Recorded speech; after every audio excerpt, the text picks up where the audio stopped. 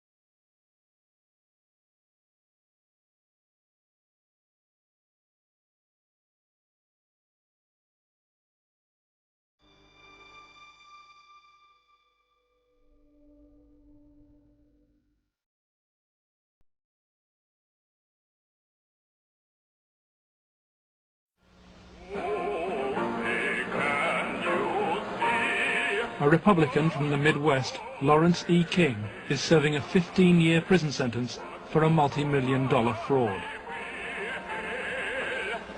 But financial crime is only half the story. This is the true story of Lawrence King. It is the story of an evil at the heart of America, of a cover-up at the highest level.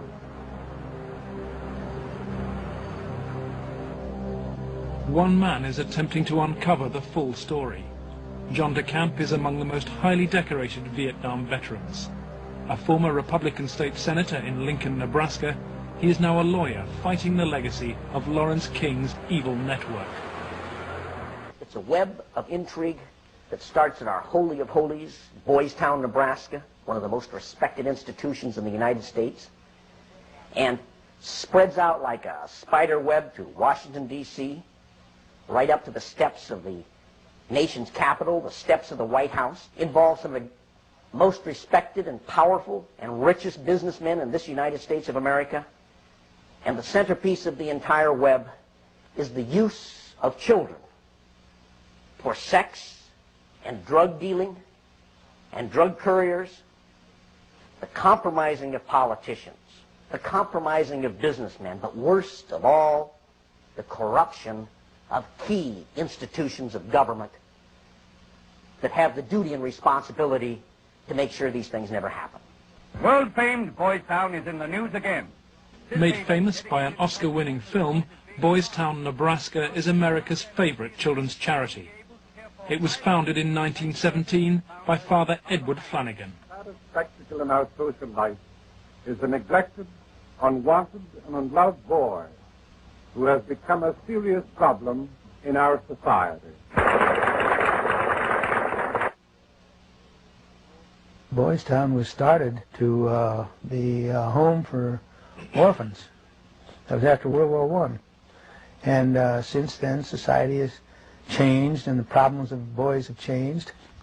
And so now it's a question of taking care of homeless, abandoned, neglected, abused boys, and now girls also.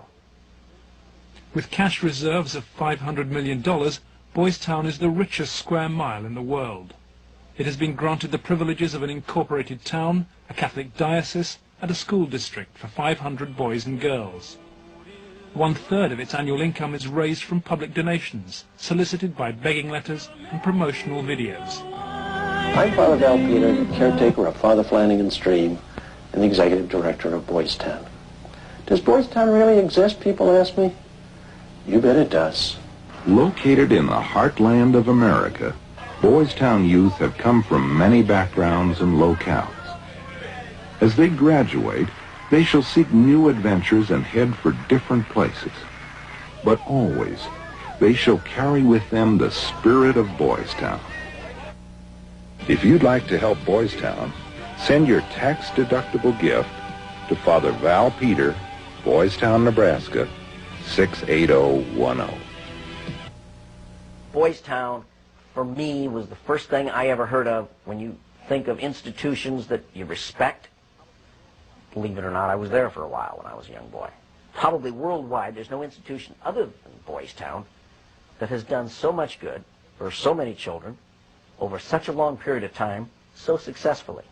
When an institution like that gets contaminated, purposes of abusing children instead of protecting children, then you better, if you've got any decency at all, do something about it, or at least get it cleared up. John de Camp lays the blame for the contamination of Boys Town on the one-time leader of the National Black Republican Council, Larry King. Larry King was the fastest rising black star in the entire Republican Party of the United States during all of the 1980s. And he was also one of the most evil individuals in this country in terms of being a dealer of children, in terms of being a thief, 40 million that they documented he stole, and in terms of using and compromising and corrupting one after another politicians. The base for his network was a small people's bank in Omaha, Nebraska, the Franklin Federal Credit Union. Larry King was its general manager.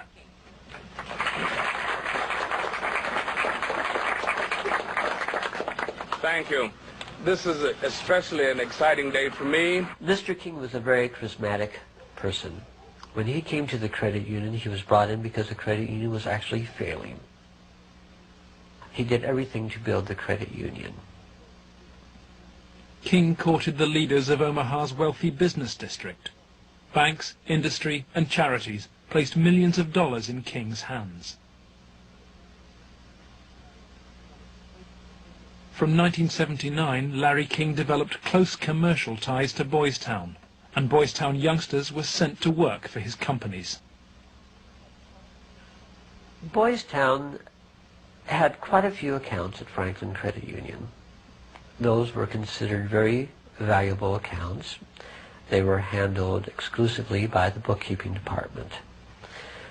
But on the average of once a month or once every 2 months, we always seemed to incorporate a person from Boys Town. King used Boys Town as a source of young boys for his business and for sex and drug orgies. Paul Banassi was a victim of King's abuse. He was also sent by King to lure Boys Town youngsters off campus. We used to just drive around and go up toward the home. That's when we used to do some of the scavenger hunts with picking up some of the kids. You know, just kind of win their confidence, become friends with them for a while. Start inviting them to the parties. The kids were 10 years old or older. In 1986, King's plundering of Boys Town was reported by staff to the chief executive, Father Val Peter. Subsequent testimony proves that he carried out his own investigation, but that King's victims refused to talk. Nebraska has a very clear statute that child abuse allegations should be reported to authorities. They shouldn't be reported to the principal of a school, the director of a facility. They should be reported directly to either Child Protective Services or law enforcement. An internal investigation at Boys Town would have no status. I mean, in other words, that evidence collected may be something that could augment, but it certainly could not take the place of an investigation, a criminal investigation. Could you understand why a very detailed report from a social worker employed at Boys Town, identifying children and identifying their alleged abusers, never saw the light of day? Nothing happened with that. No, I couldn't understand that, because had I known that had been, I wouldn't put up with that. But is that something like that happened? I don't know of it. Well, in retrospect, I regret having any association with Larry King. Had I known it at the time, it would never have happened. Despite the investigation, Larry King remained free to feed his pedophilic parties with child victims. But in 1988, a routine review brought the Boys Town cases to the attention of Nebraska's State Foster Care Review Board. And the information presented to the Foster Care Review Board either via the telephone reports, the personal reports, or the reports we reviewed, Larry King's name was consistently present as someone that the youth were making allegations against. I mean, I turned that information over to authorities, and nothing happened. I would say we handed over at least a foot-high amount of material. Generally speaking, the allegations were ignored. Omaha police now accept that Larry King may have been abusing children. Good morning, Roberta. Good morning, Steve. But its most senior detective claims he never received any evidence. It is certainly possible that Mr. King was involved in illegal acts with children. If there was sufficient evidence of those types of allegations, he would have been prosecuted by the county attorney's office. For me, it was very clear that the case was not investigated and not pursued because of the alleged perpetrators. Those perpetrators named by the children formed a ring of rich and powerful pedophiles in Omaha. Men from industry, politics, the media, even the police. Besides Larry King, ringleaders were department store billionaire Alan Baer,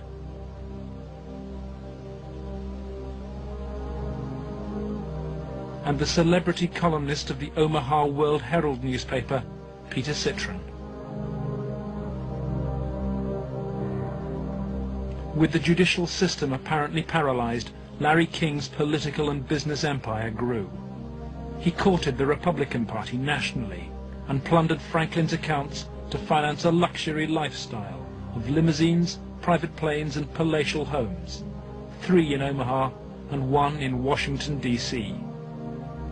Franklin's records show he spent $10 million on jewelry, flowers and private planes. And his lavish spending bought him a charmed life. Larry King was constantly heralded, cheered, applauded in the news media as the great businessman that's helping the poor people, the black community of Omaha. But King's extravagance attracted the attention of the Internal Revenue Service. As a result, on April the 11th, 1988, the Franklin Credit Union was raided and closed by the FBI. King was arrested, and a federal investigation showed he'd stolen $40 million from Franklin. But the FBI's inquiries were secret, and evidence of King's sex ring was quickly covered up. In November 1988, Nebraska's state government set up a parallel investigation into the Franklin financial collapse. A legislative committee was formed. Its chairman was the Republican head of Nebraska's banking committee, corn farmer and state senator Lawrence Schmidt. But the money trail led quickly to the original allegations of child abuse, and almost immediately anonymous threats began. I received a phone call on the floor of the legislature. The caller did not identify himself, but he said, "Lauren, you do not want to have an investigation of the Franklin Federal Credit Union."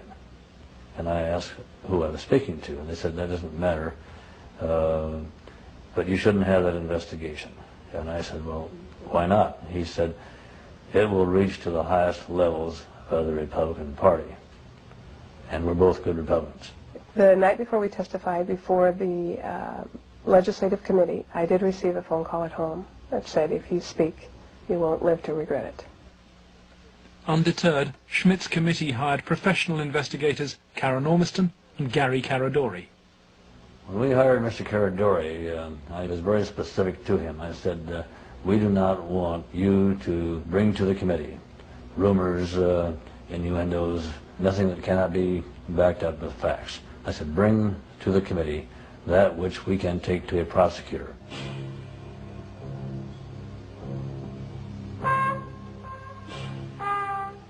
On the streets of Omaha, Gary Caradori and Karen Ormiston found new victims of King's paedophile network.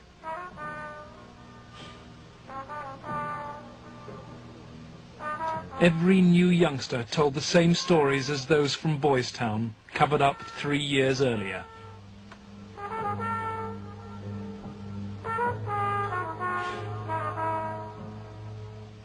They were telling us about prominent people in Omaha and elsewhere that were abusing children at parties. The prominent citizens' names that originally came up were of concern to me because I knew many of those individuals, and I very frankly was shocked to have those names show up on the list. Ormiston and Caradori recorded their new witnesses on videotape. A victim of abuse since he was 8, Paul Benassi was present at many of Larry King's sex parties. Who were some of these people that would come to these parties? Larry King, Peter Citron came once in a while. He didn't seem like he was like people. Media personality Peter Citron procured some of his victims from Boys Town. The kids he liked were mainly around the age of probably about 8 and 13. It was mainly fondling and oral sex with them. He did have some anal sex, but he usually did that with the older kids. But Citron's abuse of Paul Benassi involved ever more sadistic parties. He and another guy tied me up and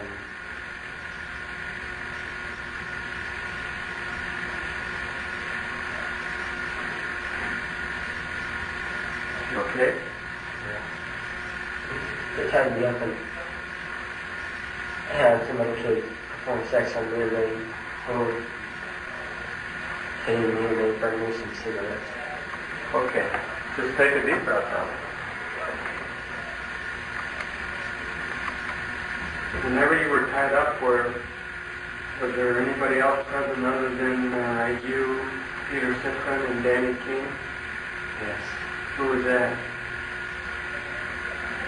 It was Alan Bear sometimes, Larry King, Paul Marino, and also Troy Bonner. Troy Bonner would tie you up?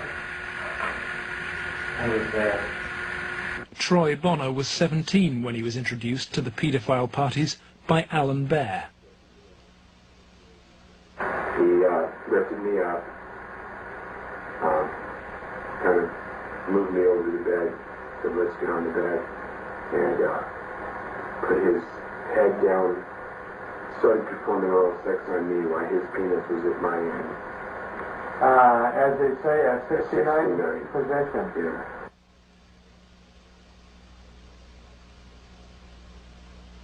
Alan Bear was a sick fuck. Didn't care, wanted sex, nasty, I don't even know if you can call it sex, and take it any way he can get it, pay for it, he liked to, but if he had to take it by force, he would.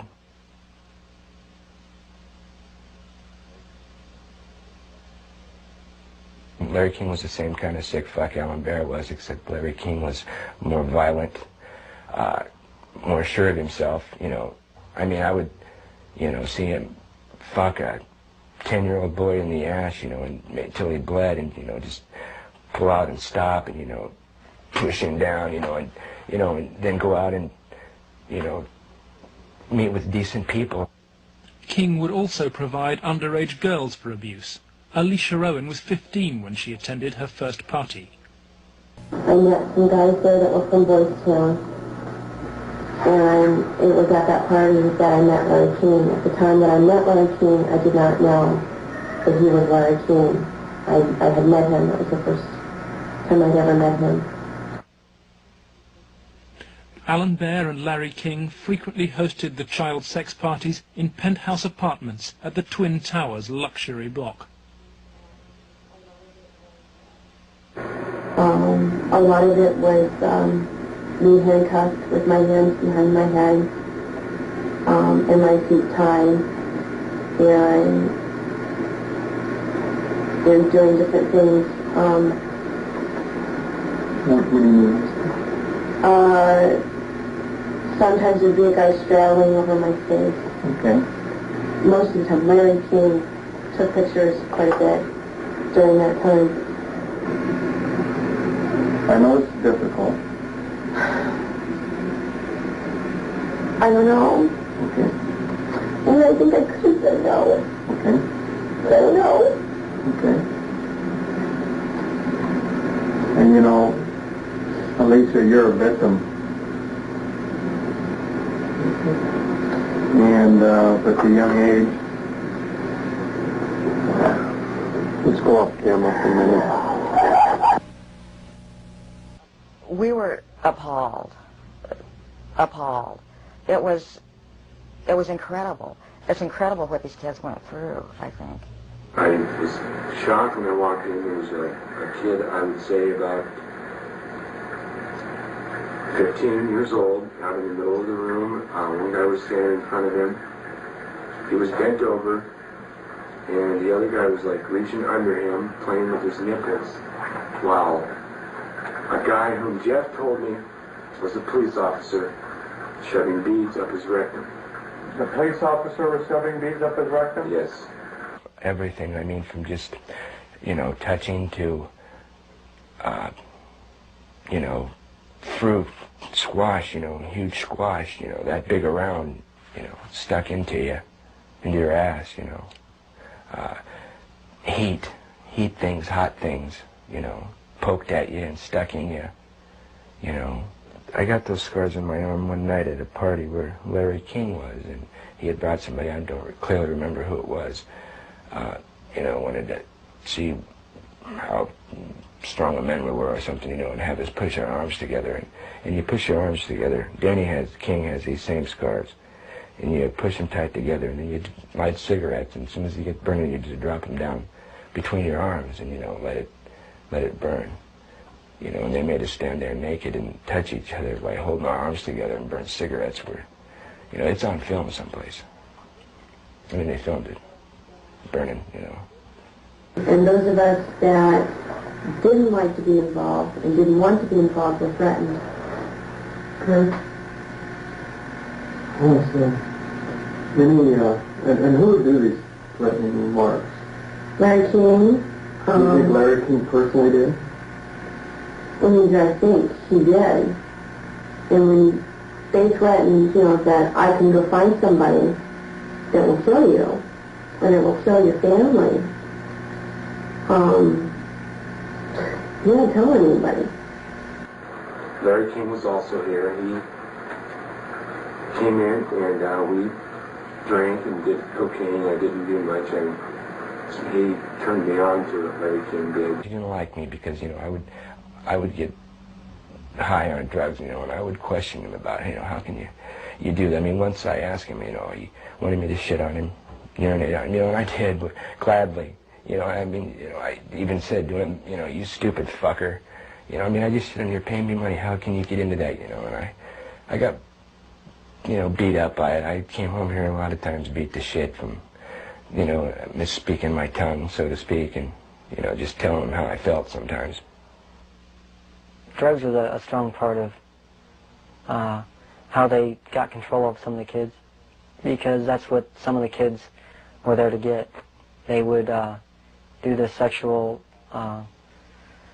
acts and then be provided with cocaine or whatever type of drug they wanted. Heroin, you know, I don't know, but that was my drug of choice, you know. Till this day I remain an addict, you know. Larry King was, I would say, the center of transporting the children around the country. The airplanes were usually in his name, at least in his name. They were paid for by Larry King.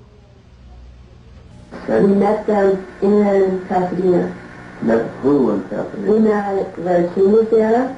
There was 3 boys that I had seen at one of the receptions at the French Cafe were there. And I'm almost positive they were Boys Town boys. Almost positive. They were there. You mean graduates of Boys Town or present? I think they were present because they were young. Well, how would they get away for a long period of time? I have no idea. Okay.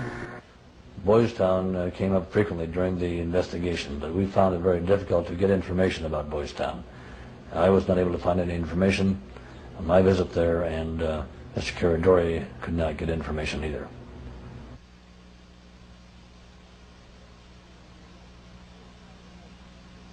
4 years on, Boys Town remains unwilling to discuss its involvement with Larry King. We asked for an interview with Chief Executive Father Val Peter, but Boys Town's Public Affairs Officer refused. I would have to give you a flat no. I'm just going to tell you at this point that we will not participate with you. We have no interest in talking to you folks.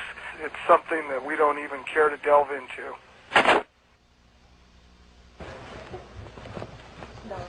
Hi. Hi, is Father Val Peter available, please? You can check in his office. The first one on the... Thank you very much. We're here because we have to give Father Val Peter and Boys Town every opportunity to talk to us about the very serious allegations. Turn your recorder off. Please step outside. Why is it that Boys Town is unwilling to discuss your relationship with Larry King? We don't have a relationship with Larry. I'm afraid papers that we possess show that Boys Town had a relationship with Larry King. I just suggest you be very careful about what you report. Excuse me. Unless you leave. By the spring of 1989, so serious were the child abuse allegations before the Franklin Committee that its chairman, Lawrence Schmidt, sought the advice of his lawyer, John DeCamp. He told Schmidt to turn over all the evidence to the FBI. Immediately, the videotaped testimony was leaked to a hostile media. The media immediately started discrediting the witnesses. They were... the witnesses came across in the media, in the Omaha World Herald, especially, as the criminals.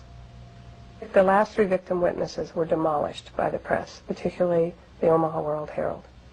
The paper never looked for information that would support any of the allegations. The whole purpose of the stories was to destroy any credibility that these youth may have. I've heard that people said that Gary Caradori coached me and that he told me what to say, but the fact was I didn't meet Gary Caradori until way after I'd already talked to the Omaha police about the abuse and had named all the same people. And they didn't ask me very much about Larry King or even Alan Bear at all. They treated the allegations that I made about the people who abused me almost like a joke. The information did not come our way. It was given, as I said, to the FBI and Nebraska State Patrol. They conducted their own investigations of the information. The stories were of such significance that the investigators first wanted to prove the accuracy of the stories. As they set about the investigation of the 3, initially 3 and then a 4th person who were telling the stories, as the investigation developed, it became obvious to the investigators that the information was not accurate, that in fact it was an entire conspiracy of allegations, none of which had any truth to them. I was very disappointed with the way the FBI and law enforcement treated the victims. They, in fact,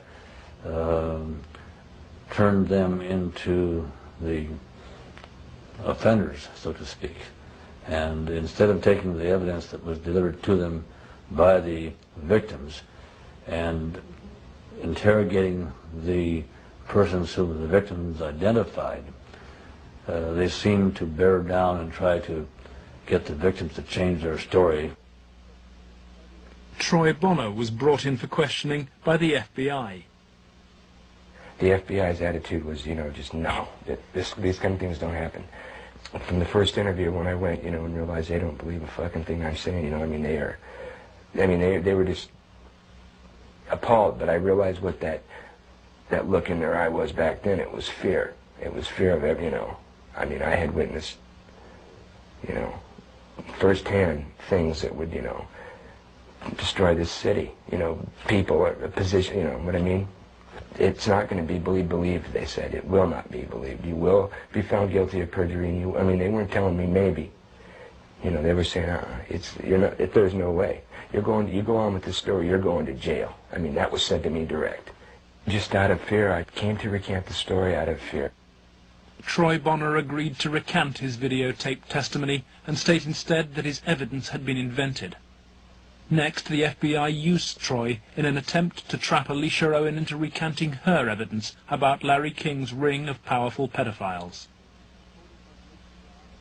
The phone call, recorded by the FBI on March the 9th, 1990, proves conclusive evidence for John DeCamp. This is Special Agent Michael F. Mott. The following will be a consensually recorded telephone call between Troy Bonner and Alicia Owen. Hello. Hi. Hey, what's going on? I'd like to ask you that. Talk to me. No, you talk to me. I don't understand what you're lying. Why are you lying? What are you talking about? That's what I'm asking you. You're calling me why I'm lying? Yeah. You concocted this whole thing, Alicia. You're full of shit. Either tell me what's going on. You're full of shit. Hey, look. Who do you have listening on this line? I have nobody listening to me.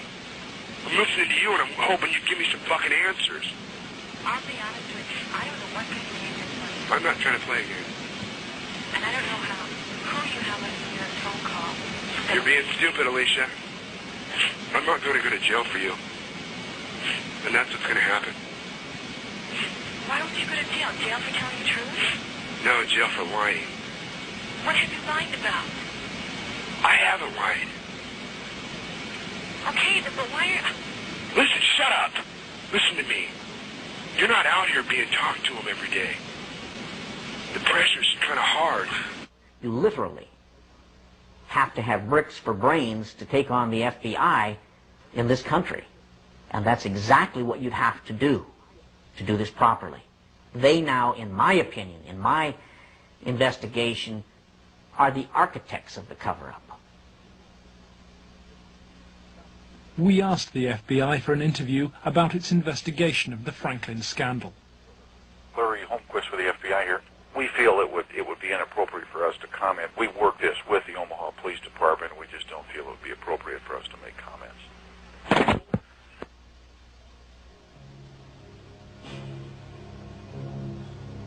As Gary Caradori and Karen Ormiston sought out new witnesses on the streets of Omaha, they found themselves under constant threat. Gary was threatened several times. His vehicles were tampered with. I would think whoever tampered with them, it was a scare tactic because it was so obvious that they were being tampered with. Gary there was one piece of evidence I know he got that he even said he got one step ahead of them this time. He told us about this book. It was like addresses, telephone numbers, names. He said if they knew he had it, they'd kill him. On July the 11th, 1990, Gary Caradori and his 8-year-old son, AJ, were flying home from Chicago. They had watched the All-Stars baseball game, and Caradori had been pursuing new leads. Investigators from the National Transportation Safety Board are in Harold Cameron's cornfield trying to determine what caused this private plane to crash, killing its 2 occupants.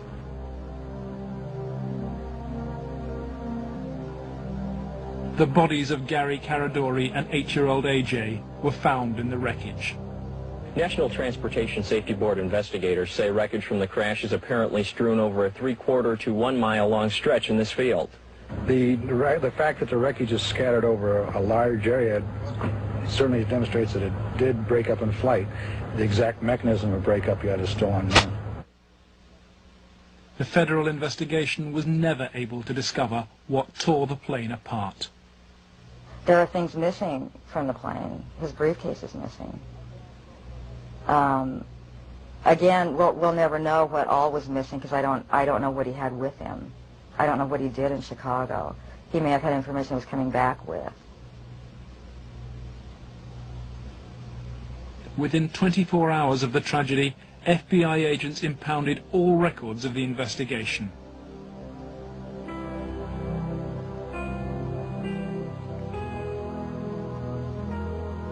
Gary's widow, Sandy, is still unable to come to terms with her loss. As a mother, I don't want to ever think that somebody murdered my child, let alone my husband. But I think if you'd ever talk to any parent, be it mother or father, that's ever lost a child, I mean, the worst thing that you can think of is that somebody would want to murder a child. I really feel that somebody killed my brother. And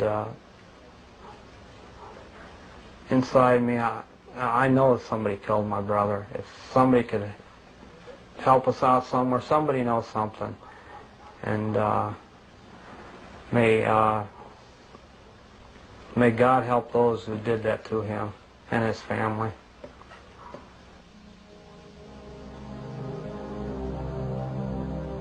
Gary Caradori's death pricked Troy Bonner's conscience.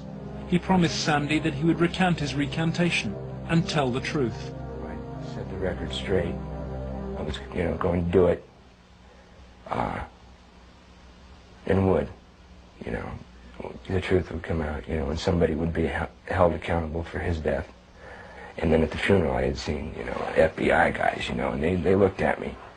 I was supposed to meet Senator Labetz and Schmidt for lunch after the funeral. And, that's when I decided, I told my mom, we're not going to do the lunch. We're going to hightail it out of Lincoln now. The effect of Gary's crash on the investigation, I think, in effect, put an end to anybody else coming forward with sensitive information like this. That's when I was finished, because I figured out if they murdered Gary and his son, there was nothing that would stop them. There was no piece of paper, there was nothing we could come up with that was going to get anything done. Under pressure from the FBI, Troy Bonner agreed to tell a Douglas County grand jury investigating Larry King that he and Alicia Owen had concocted the entire child abuse story on payment of a $500 bond. Troy Bonner was to be the star witness against Alicia Owen, but he grew uneasy about maintaining what he claims were the lies fed to him by the FBI. But when his brother Sean died in an inexplicable gun accident, Troy and his family were convinced they'd been sent a warning message. And they killed him just flat outright, somehow, professionally, made something happen, to shut me up. The purpose of Sean's death? To instill fear. And it worked.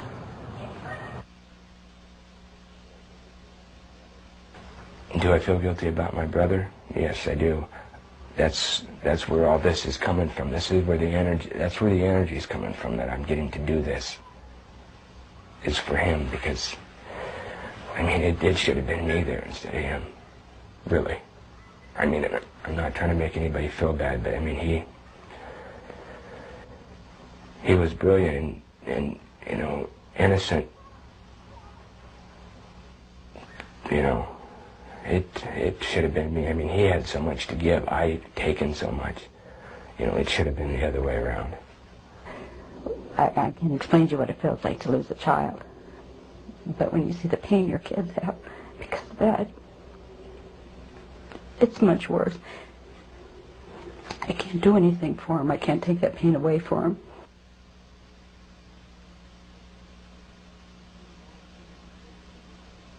Lauren Schmidt's legislative committee issued a report denouncing the grand jury. 2 months later, it was disbanded, leaving Schmidt a broken man. The message was not lost on most politicians in Nebraska. I think the message that was delivered was, if any legislative committee ever tries to conduct a thorough investigation again, the same thing will happen.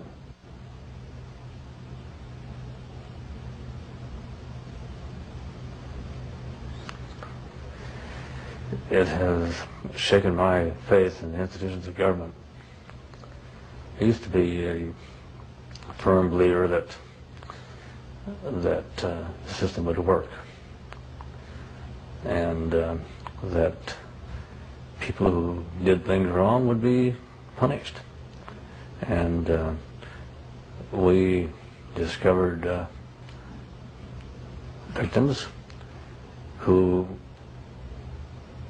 claimed to have been abused and who the grand jury acknowledged had been abused. But they did not try to find out who had abused those individuals. Instead, they convicted Alicia Owen of perjury. Indefensible from my point of view. In July 1991, Alicia Owen was convicted of perjury. Her sentence was between 9 and 25 years. I can't find a case in the history of this country where some kid got sentenced to 25 or 30 years in prison for something like this. If you were going to pick a what I call a tell sign, something that says something fishy about the whole thing, it was in the sentencing itself. For some reason, they had to send a signal to every kid who was a potential witness. My opinion again. A signal so loud and clear, if you dare to come forward, if you dare to talk, watch what happens. 3 months later, Larry King was jailed for the $40 million fraud. He was given a 15-year sentence, 10 years less than Alicia Owen. John DeCamp is now the only man fighting to help Larry King's victims. He's become the lawyer for Paul Benassi and Alicia Owen. I live in Nebraska. Hell, I was born here, raised here. I have 4 kids growing up here. Like it or not, it's my heritage, you know. Well, if it's a dirty cesspool that I got to live in or look back on that I left, that ain't good. The real cost, if I were going to say to my family, has been the fear and intimidation it's put in some of the kids. A couple of the kids are really, really frightened and really had some sleeping problems over it, you know, hear this or that. So that's been the real concern I've had. In the face of mysterious threats, John has turned for advice to his friend and one-time boss, former head of the CIA, Bill Colby. Old Bill Colby told me better than anything. The one thing that the bad people can't afford is publicity, and knocking you off right now or doing something obvious to one of your kids would bring them more trouble than it's worth. I said, you have to consider the possibility of some danger to not only your reputation, but to your person. I mean, people do react rather violently to some kinds of charges, or particularly if they're true, there's more apt to be a negative reaction than if they're false. If they're false charges, then they can be reacted to in a normal way, by a libel suit or whatever. But if there's truth in it, there can be a danger in that situation. We've seen that happen in other cases.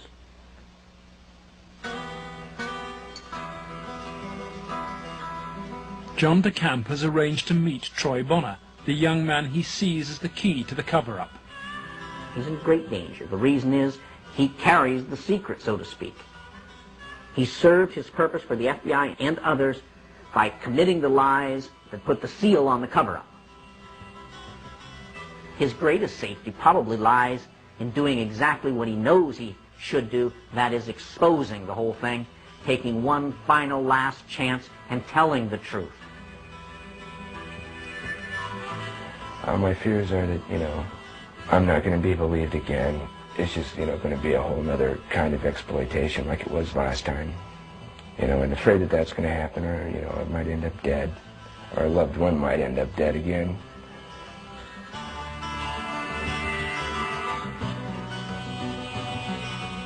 I want this to go forward and have something done so that all those other kids who a lot worse, more worse things have happened to can come forward and see that action can be taken, because there are a lot of other kids out there that, things happen to them that, a lot worse than happened to me. You have to, if you want to protect yourself and your life and your family's life, both now and particularly in the future, is to use the institutions of government that have been set up to protect you and make them work. That means you go into federal court, you go after the people that have done this cover-up, and you expose it so there's no longer any percentage on their part in eliminating you because the secret's out. That's why we're here today, to let it out. I have no doubt that he's now telling the truth, number one, and number two, that he originally told the truth. Potentially, they could decide to charge him with perjury, because now he is telling that they forced me to lie. I did lie at Alicia's trial. I did lie before the grand jury. I did it because the authorities were forcing me to do it, and I was scared for my family. My brother had been killed when I tried to back out the one time. Potentially, they could charge him with perjury this time. Alicia Owen is out of prison and on bail, while DeCamp appeals against her perjury conviction. As he prepares for a court hearing, new evidence of the cover-up emerges, and once again it involves Troy Bonner's evidence. The tapes that were shown to the grand jury had been edited, everything that matched Troy's statement Was shown. that matched mine 'Cause I know it's was raised. edited out. And I think maybe one of the things we want to do is show the judge specifically how where these, you know, little 5-minute segments of, look, this tape says this, and then show him it isn't in this tape, and this is the tape the grand jury saw. I'm going to attempt to get these tapes, and we'll see what happens next. But to obtain the evidence, DeCamp must approach some of the very officials he believes were involved in the cover-up, the county attorney's office which ran the grand jury. In the good old Alicia Olin case, 127-194, I'm trying to get the evidence, the tapes and the transcripts of Troy and Danny, Troy Boner. It might be downstairs. We'll get that up here once. Yeah. I think there's 2 tapes. There should be, as I understand, and the transcript of them. But if I could get them, I could start reviewing them and figure out maybe a little bit on what's happening on some things. Up at the county attorneys, they have all the bills up there. Oh. Robert. Let me guess, Robert Siegler has them. Robert Siegler is the prosecuting attorney fighting to send Alicia Owen back to prison. After lengthy negotiations, DeCamp emerges with the tapes the grand jury never saw.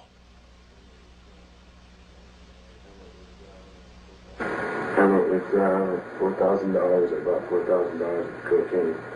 Okay, and what airline? I flew out of American. Okay, and did you go direct? No, there was a stopover in Denver. No, it was a stopover in Dallas-Fort Worth. So you went from where to where to where? I went from Omaha to Dallas-Fort Worth, like an hour, and then a big plane from Dallas to Los Angeles. Right. Did anybody go with you? Alicia Owen. If this indeed were left out of the grand jury proceedings, then I am totally shocked and angry beyond words. Here it is, so to speak, the smoking gun that they could go out and verify, the corroboration. In other words, the linkage to King that was denied. Cover-up. Organized, planned, deliberate cover-up. The courthouse, Wahoo, Nebraska. The hearings begin.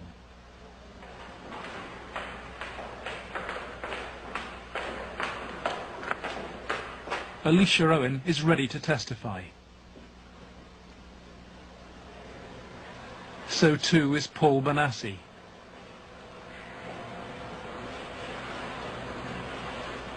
But there is no sign of Troy Bonner.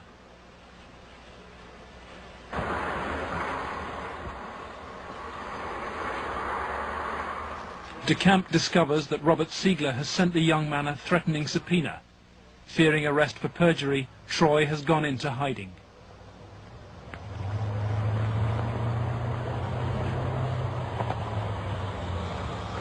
Let's try and subpoena my friend's guy. Is Troy okay? Yeah, he's okay. They're just not going to have me testify until after he does. Okay, Troy's not here. Where's Alicia? No. She's been there. In court, DeCamp successfully pleads for another adjournment. The county attorney's office begins to search for Troy Bonner, but Robert Siegler won't say why. I'll ask you whether you're about to charge Troy Bonner with perjury. Oh, no. Why no comment, Mr. Siegler? You're a public official, aren't you? Mr. Siegler, is it true you are about to charge Troy Bonner with perjury? No comment. Mr. Siegler, if you do not charge Troy Bonner with perjury, does that mean you accept what he's saying is true? No comment. Why are you trying to have Troy Bonner summoned to this hearing, Mr. Siegler? No comment. Why no comment, Mr. Siegler? No comment. Every victim witness who stepped forward in any way, or even was a potential witness that somebody heard about, has either been killed, put in jail under some theory or other, terrified or run out of the state, discredited. Every perpetrator, even the convicted ones, have been treated as conquering heroes. Obviously, the FBI was protecting something a lot more significant than a bunch of old pedophiles having improper relations with little boys. They were protecting something a lot more significant than a bunch of drug peddlers. They were protecting, in my opinion, they were protecting some very prominent politicians, some very powerful and wealthy individuals associated with those politicians and the political system, up to and including the highest political people in this entire country.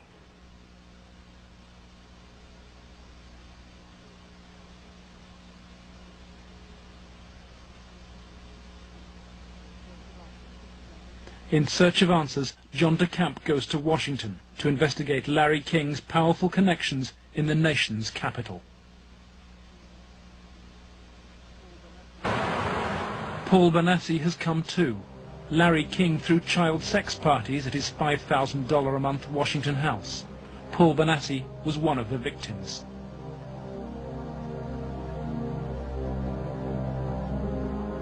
Larry King's house down in Washington, D.C. was a nice house. It was on what I believe it was Embassy Row, because that's what they kept talking about. There were a lot of flags from different countries when you drove around in the area.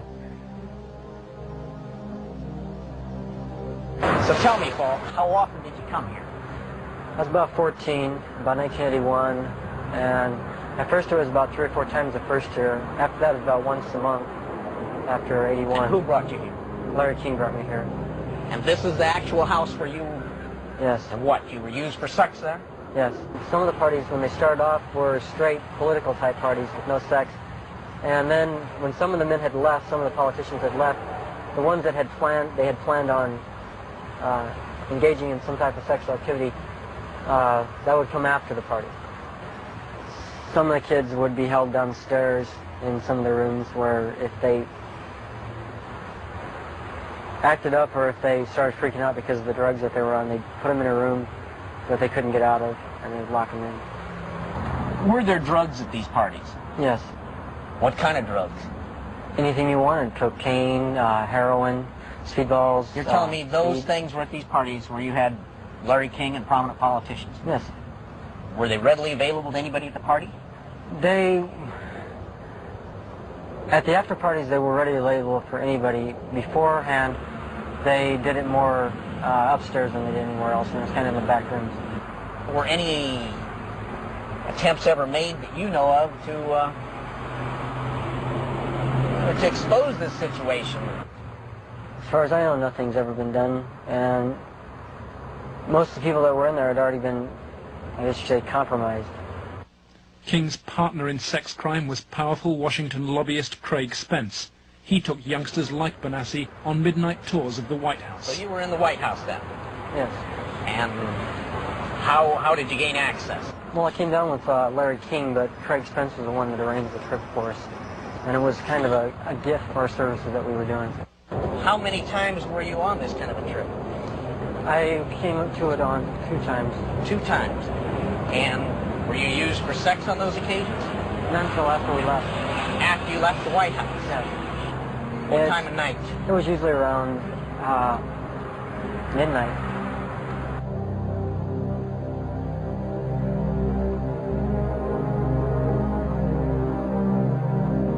For me, it was just kind of weird being in the White House at that time of the night, getting to go into places that the guy was telling us that nobody gets to go to. I mean, I seen rooms in there that I'd never even heard about.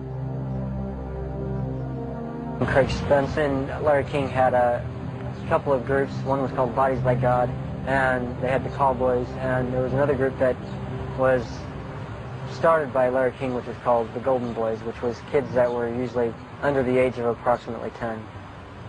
On the trail of Craig Spence, DeCamp finds the investigative reporter who exposed Spence's callboy network, Paul Rodriguez of the Washington Times. We had uncovered a series of allegations from some minors, and it led me to a callboy operation here in Washington. Well, it sure fits with, this boy Paul Benassi. And he tells a tale of being brought to the White House on occasion, kind of as a reward for the kid. Craig Spence's dad, he committed suicide. He had advanced stages of AIDS. He was an AIDS carrier and he killed himself. This was the thing that always bothered me. They claimed it was the largest male prostitution ring in the city that they've ever had uncovered. It was $1 million a year minimum. Yeah. And yet they only prosecuted the operator, Henry Vinson, and 3 of his lieutenants, as it were. Mm-hmm. They never went after any of the Johns or the clients. This operation, which was, again, quite large, claimed to have clients that ran from the White House to the Capitol Hill to the State House to the churches, within the media. And that's precisely what Paul describes as the people he was with. And a lot of the stuff led there, but we couldn't quite nail it in all cases because, again, to accuse someone of high stature, you've got to be very careful. I understand. We were able to do it through the mother lode provided us credit card receipts and canceled checks, and then lists of the clients. The prosecutors knew all this stuff. There was approximately 20,000 pieces of 20,000 documents that they had. They sealed the entire record when they found out I was accessing it. They required consent agreements from all the lawyers, all the clients, all the relatives of all the clients, all the hookers, including the clients themselves. Which means you can never gain access. They sealed them by court order. And we've attempted on several occasions to unseal that, and we've been told it will be a cold day in hell before those records ever get unsealed. And it makes me wonder what's in those records. Yeah. The Attorney General is now involved. Bill Colby has passed DeCamp's evidence to a senior lawyer in the Justice Department. He did say that the Attorney General's office would be very sensitive to any charges of abuse of children, that this was a matter of considerable priority to the department, that this sort of thing not take place, and that they would assign an officer to look into the case. For John DeCamp, the story of Larry King's corrupt empire holds a dire warning for America. If you can control about 3 or 4 key elements, you can totally own a state. You can make right wrong. You can make truth falsehood, falsehood truth. If you control the media, if you control the Justice Department, if you control the police, you own the system. It's beyond belief that arguably the most powerful person in the world, the President of the United States, in the form of Richard Nixon, could not prevent the investigation of Watergate, or that President Reagan could not prevent the investigation of Iran-Contra, and yet somehow this group of unnamed, unknown, anonymous individuals in Omaha, Nebraska have such power they can control and protect all of these people from being investigated. Those allegations are ridiculous. Well, first of all, Nixon did cover up Watergate, number one. Bush did cover up Iran-Contra, at least officially. And Omaha has successfully covered up this situation. In each case, it was the press that exposed the problem. It wasn't institutions of government. They had been corrupted. They had been compromised. They were the ones doing the cover-up.